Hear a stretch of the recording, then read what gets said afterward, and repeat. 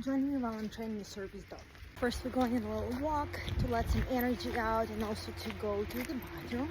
I always prepare fresh chicken breast as treats for the training. Have a treat pouch here, some extra chicken right here in my purse. Obviously, always take some water with me and the tea. We started the training in downtown. Started with a sit-stay while other dogs were passing by. It's pretty hard for her to train in downtown, so I'm letting her sniff and run around if she wants to make sure that she gets used to the environment first. And then I'll be just heeling, sitting, and staying with her when dogs are passing to make sure that I reward her for obedience when other dogs are around. Heel. It is pretty challenging for her to walk here in downtown, so I have to deliver corrections, have to say the command, look, yes, look, good look. Have to do sudden change of direction. As you can see, she's jumping around because she's so excited. Constantly correcting her on the leash to make sure she stays in heel. Good, sit, good. Okay, now it's good. Good, heel. Good girl. That's a good girl. My goals here is that she's heeling beside me, nice and slow, not reacting to dogs, and I'm rewarding her every single time there's another dog passing.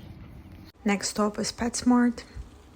Picked the aisle with dog food, which is very distracting, and I practiced again the quiet heel with no pulling. She was pretty excited after downtown, so needed lots of corrections. One of the requirements for the service dog certification is to make sure that the dog can heel and only pay attention to the handler. And the dog should be able to do that in the grocery store, in the restaurant, in the parking lot, on the bus stop.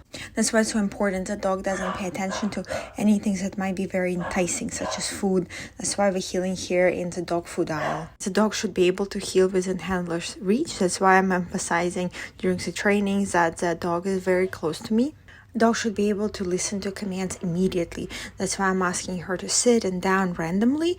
And also I have to make sure that if a dog is in a down, but I start moving, she doesn't start moving until I give her a release command. And this part requires lots of repetition because dogs like to get up when they're in a down position once the handler starts moving or picking up the leash. So to help her anytime I make her to go down, I also ask her to stay. So she knows that if she goes down, she has to stay and wait until the release command from me. The next stop is a shopping mall. Most of the malls do not allow animals unless they are service dogs or service dogs in training. That's why I have that vest that on both sides says that she's a service dog. Ready, Ollie? Ollie? Are you ready? At the shopping mall, I'm mostly working on the downstay. We can stay for probably 20-30 minutes at a time. I'm making sure that she doesn't get up until I release her.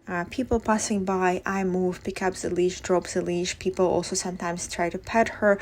Here I moved, so she got up. She thought that we are about to go somewhere, so here I'm putting her back into down position. And at the same time, I'm making sure that she lays down parallel to the bench, so she's not in anyone's way. She's still getting used to being moved, but she's getting better at it. So she lay down, and I'm not giving her treat this time because she just broke the command, and she's not getting rewarded for going back into the down position after breaking this command.